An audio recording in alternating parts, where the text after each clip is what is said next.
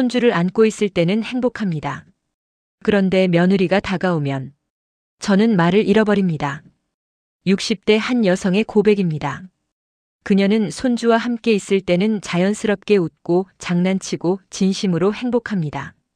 하지만 며느리 앞에만 서면 어색함이 온몸을 감쌉니다. 가족인데 가족 같지 않은 관계. 매일 만나는데 서로를 모르는 사이. 싸우지도 않는데 마음은 점점 멀어지는 두 사람. 오늘은 많은 시어머니들이 공감하지만 쉽게 말하지 못하는 그 미묘하고 아픈 감정에 대해 이야기해 보려 합니다. 여러분도 비슷한 경험이 있으신가요? 가족이지만 관계는 아닌 것 같은 그 느낌. 오늘 영상이 조금이나마 위로가 되길 바랍니다. 영상이 도움이 되셨다면 구독과 좋아요 부탁드립니다. 여러분의 작은 클릭 하나가 더 좋은 콘텐츠를 만드는 큰 힘이 됩니다. 그럼 시작하겠습니다. 김순희 씨 63세. 그녀에게는 5살 된 손주가 있습니다. 아이 이름은 지우. 순희 씨는 일주일에 서너 번 며느리 집을 방문해서 지우를 돌봐줍니다. 지우와 함께 있을 때 순희 씨는 완전히 다른 사람이 됩니다. 아이가 할미 하고 달려오면 자연스럽게 웃음이 터져나옵니다. 바닥에 앉아서 블록을 쌓고 그림책을 읽어주고 깍꿍 놀이를 하며 깔깔거립니다. 우리 지우 오늘 유치원에서 뭐 했어? 할미, 나 오늘 선생님한테 칭찬받았어. 어머, 우리 지우 최고네. 뭘로 칭찬받았는데? 대화는 자연스럽게 흐르고 순희 씨는 그 순간만큼은 나이도 역할도 잊은 채 그냥 한 사람으로서 아이와 교감합니다. 손주 앞에서는 완벽해지려 하지 않아도 됩니다. 실수해도 괜찮고 어눌해도 괜찮습니다. 아이는 그저 할머니를 있는 그대로 받아들이니까요. 그런데 현관문이 열리고 며느리가 들어오면 순희 씨의 표정이 굳어집니다. 방금 전까지 밝게 웃던 얼굴에서 미소가 사라지고 조심스러운 표정이 그 자리를 대신합니다. 어머니 오셨어요? 응. 지우 데리고 있었어. 고생 많으셨어요. 밥은 드셨어요? 먹었어, 걱정 마. 대화는 여기서 끝입니다. 며느리는 방으로 들어가 옷을 갈아입고 순희 씨는 소파에 앉아 핸드폰을 들여다봅니다. 같은 공간에 있지만 둘 사이에는 보이지 않는 벽이 있습니다. 순희 씨는 며느리가 피곤해 보여도 힘들지 한마디 건네지 못합니다. 며느리도 시어머니에게 오늘 이런 일이 있었어요 라고 말하지 않습니다. 서로에게 관심이 없어서가 아닙니다. 어떻게 말을 시작해야 할지 모르기 때문입니다. 며느리 앞에만 서면 제가 무슨 말을 해야 할지 모르겠어요. 아니, 정확히는 무슨 말을 하면 안 될지만 자꾸 떠올라요. 순희 씨의 고백입니다. 혹시 이 말이 부담스러울까? 혹시 간섭으로 들릴까? 혹시 불편하게 만들까? 입 밖으로 나오기도 전에 수많은 검열을 거치다 보면 결국 남는 건 무난한 인사말 뿐입니다. 손주와는 자연스럽게 소통하는데 며느리와는 기본적인 대화조차 어색합니다. 같은 사람인데 누구를 마주하느냐에 따라 완전히 다른 모습이 됩니다. 그리고 순희 씨는 이 이중성이 괴롭습니다. 지우 앞에서는 제가 한 사람으로 존재하는 것 같은데 며느리 앞에서는 그냥 역할인 것 같아요. 아이를 봐주는 사람, 도와주는 사람. 그 이상도 이하도 아닌. 이것은 단순히 서먹함의 문제가 아닙니다. 존재 자체가 부정당하는 느낌입니다. 가족이라고 부르지만 정작 관계는 없습니다. 매일 만나지만 서로를 모릅니다. 이보다 더 외로운 일이 있을까요? 순희 씨와 며느리 사이에 대화가 전혀 없는 것은 아닙니다. 오히려 매일 주고받는 말들이 있습니다. 문제는 그 대화가 항상 같은 패턴을 반복한다는 것입니다. 어머니, 지우 밥 먹였어요? 응, 먹였어. 김치찌개 좋아하더라. 감사합니다. 아이 감기는 좀 어때요? 많이 나은 것 같아. 콧물이 좀 줄었어. 다행이네요. 유치원 잘 다녀왔대요? 응, 잘 다녀왔어. 모든 대화의 중심에는 지우가 있습니다. 지우가 뭘 먹었는지, 지우가 어디 아픈지, 지우가 유치원에서 뭘 했는지. 대화는 전부 아이에 관한 것뿐입니다. 순희 씨는 며느리가 직장에서 승진했다는 사실을 아들을 통해 전해 들었습니다. 축하 인사를 하고 싶었지만 어떻게 말을 꺼내야 할지 몰라서 결국 아무 말도 하지 못했습니다. 며느리도 시어머니가 최근 무릎이 아파서 병원에 다닌다는 걸 남편을 통해 알았지만 직접 물어보지는 못했습니다. 둘은 서로에 대해 궁금한 게 있어도 항상 아들이라는 중간 매개체를 통해서만 정보를 얻습니다. 직접 물어보면 될 일인데 그게 안 됩니다. 왜 그럴까요? 며느리가 어떤 음악을 좋아하는지, 주말에 뭘 하는지, 요즘 무슨 고민이 있는지. 저는 아무것도 몰라요. 알고 싶은 마음이 없는 건 아닌데 물어볼 수가 없어요. 순희 씨의 말입니다. 며느리에 대해 아는 것이라곤 그녀가 회사원이라는 것, 매운 음식을 잘 못 먹는다는 것, 아침형 인간이라는 것 정도입니다.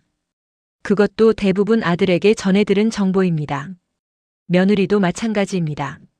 시어머니가 젊었을 때 어떤 일을 했는지, 무슨 취미가 있는지, 어떤 삶을 살아왔는지 모릅니다. 그저 남편의 어머니라는 역할로만 인식할 뿐입니다. 어느 날 순희 씨는 용기를 내서 며느리에게 물어봤습니다. 요즘 회사 일은 어때? 며느리는 잠깐 놀란 표정을 지었습니다. 시어머니가 자신의 일에 대해 물어본 건 처음이었으니까요. 아, 바쁘긴 한데 괜찮아요. 힘들면 지우는 내가 더 봐줄 수 있으니까 말해. 네, 감사합니다. 대화는 또 거기서 끝났습니다. 순희 씨는 더 이상 뭘 물어봐야 할지 몰랐고 며느리도 더 이상 할 말이 없었습니다.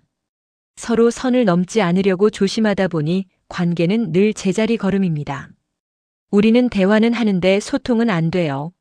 말은 주고받지만 마음은 주고받지 않아요. 많은 시어머니와 며느리 관계가 이렇습니다. 갈등이 없는 게 아니라 갈등이 생길 만큼 깊이 들어가지 않는 것입니다. 부딪힐 일도 없지만 가까워질 일도 없습니다. 안전하지만 공허합니다. 순희 씨는 가끔 친구들을 만나면 이런 이야기를 듣습니다. 야, 너는 좋겠다. 며느리랑 싸우지도 않고. 우리 며느리는 맨날 잔소리하면 짜증내던데 너는 편하겠네. 겉으로 보기엔 평화로운 관계입니다. 하지만 순희 씨는 압니다. 이 평화가 진짜 평화가 아니라 그냥 무관심의 다른 이름이라는 것을요. 손주가 없으면 둘 사이에는 아무런 대화도 일어나지 않습니다. 아이가 연결고리의 전부입니다. 만약 지우가 없었다면 과연 둘은 같은 공간에 있을 이유가 있었을까요? 순희 씨는 이 질문에 답하기가 두렵습니다. 며느리와 한 번도 싸워본 적이 없어요. 순희 씨가 이렇게 말하면 사람들은 부러워합니다. 요즘 같은 세상에 고부 갈등 없이 지낸다는 게 얼마나 대단한 일인가요? 하지만 순희 씨의 표정은 밝지 않습니다. 싸우지 않는 게 좋은 게 아니라 싸울 만큼 가깝지 않은 거예요. 이 말의 의미를 이해하는 사람은 많지 않습니다. 하지만 비슷한 상황에 있는 사람이라면 공감할 것입니다. 갈등이 없다는 건 때로는 관심이 없다는 뜻이기도 합니다. 친구 사이, 부부 사이, 부모 자식 사이에서 의견 충돌이 생기는 이유는 서로를 신경 쓰기 때문입니다.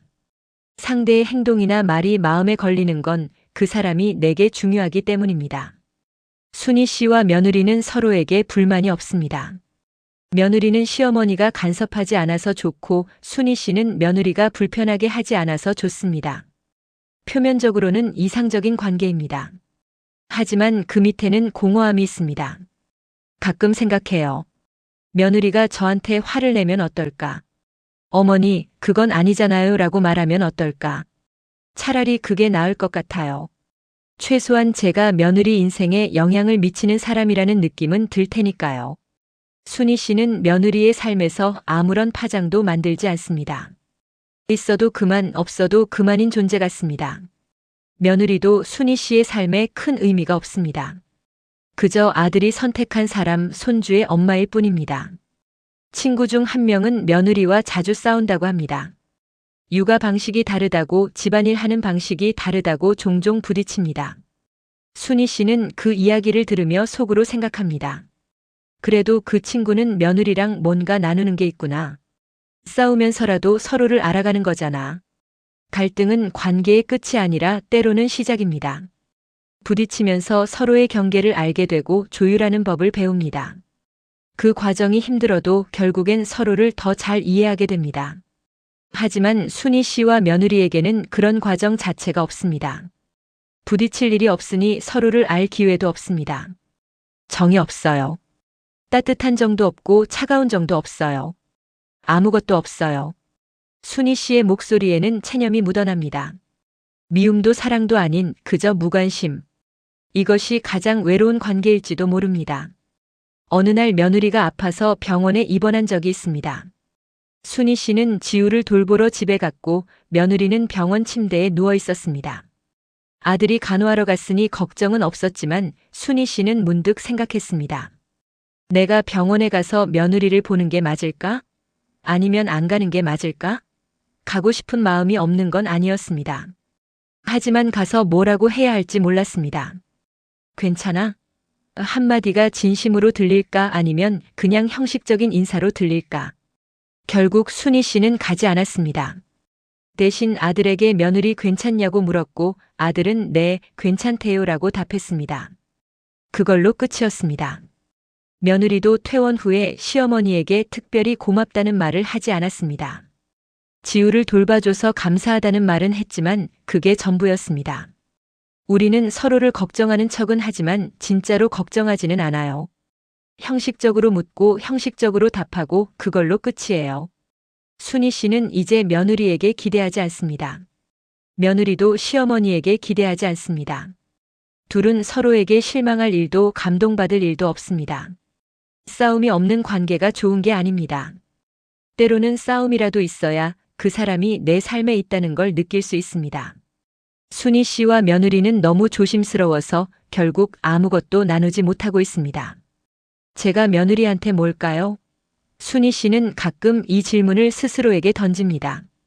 가족이라고 하기엔 너무 멀고 남이라고 하기엔 자주 만납니다. 그렇다면 나는 대체 뭘까요? 순희 씨가 내린 결론은 이겁니다. 나는 역할이구나. 아이를 봐주는 사람.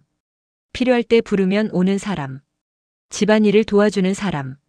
명절에 음식을 준비하는 사람. 며느리에게 순희 씨는 시어머니라는 기능일 뿐 한 사람의 인간으로 보이지 않는 것 같습니다. 며느리는 제가 뭘 좋아하는지, 어떤 삶을 살았는지, 무슨 꿈이 있는지 궁금해하지 않아요.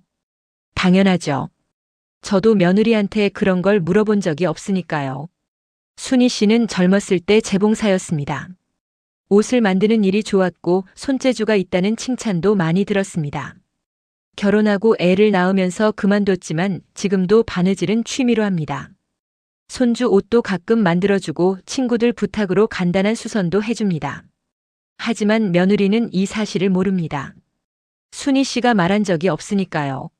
며느리도 특별히 물어본 적이 없습니다.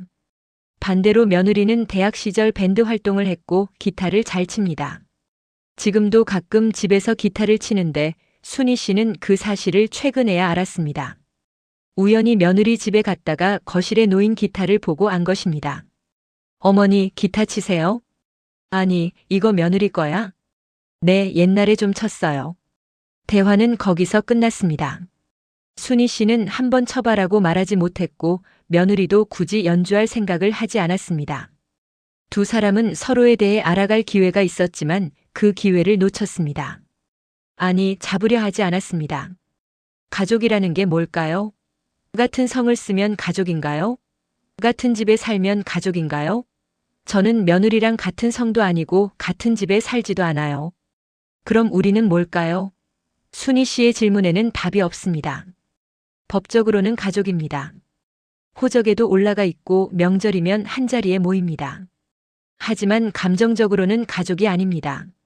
서로를 아끼는 마음도 기대하는 마음도 없습니다.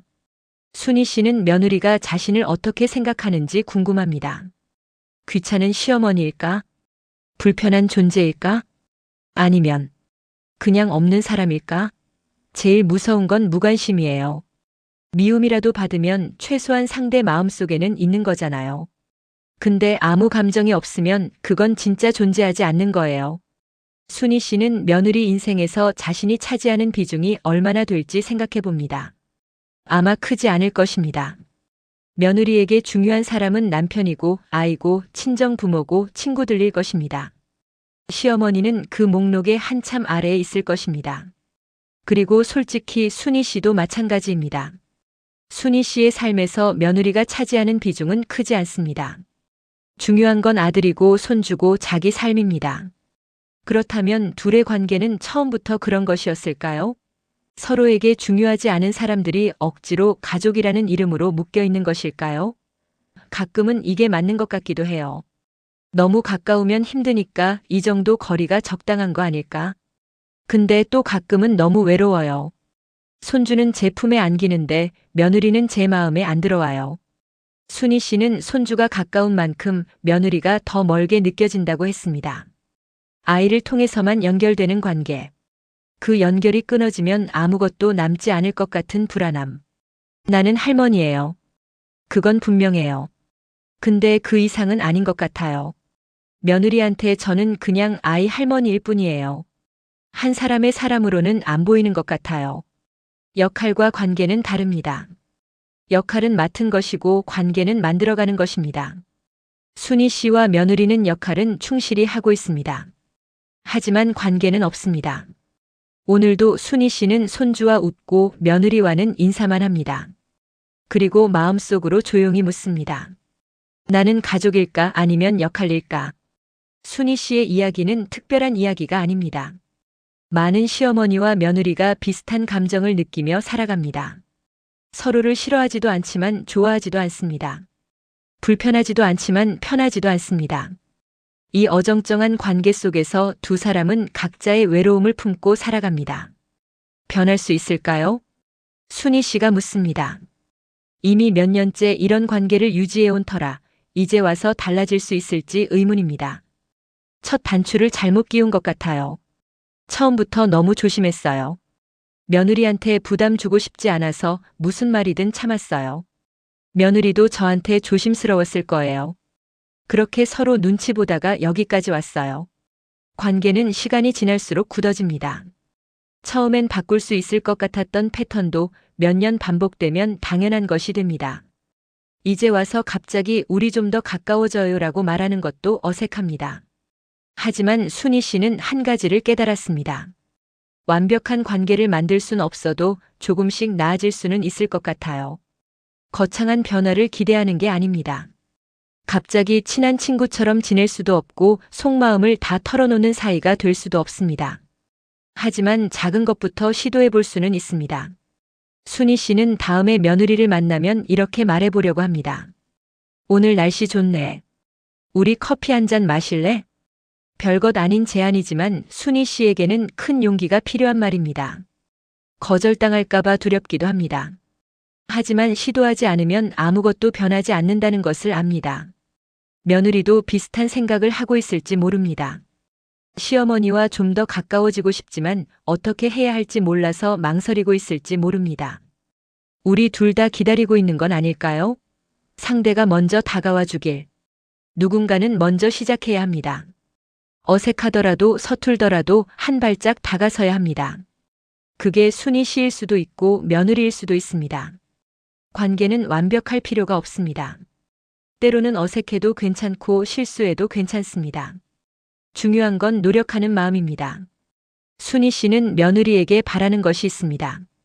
저를 완벽한 시어머니로 보지 말고 그냥 한 사람으로 봐줬으면 좋겠어요. 저도 며느리를 완벽한 며느리로 기대하지 않을게요. 우리 그냥 서로 불완전한 사람으로 만나면 안 될까요? 역할을 내려놓고 사람으로 만나는 것. 그게 순희 씨가 바라는 관계입니다. 며느리도 어쩌면 같은 마음일지 모릅니다. 완벽한 며느리가 되려고 애쓰다가 지쳤을지 모릅니다. 시어머니 눈치 보느라 자기 자신을 잃어버렸을지 모릅니다. 두 사람 모두 힘듭니다. 서로 다른 방식으로 외롭습니다.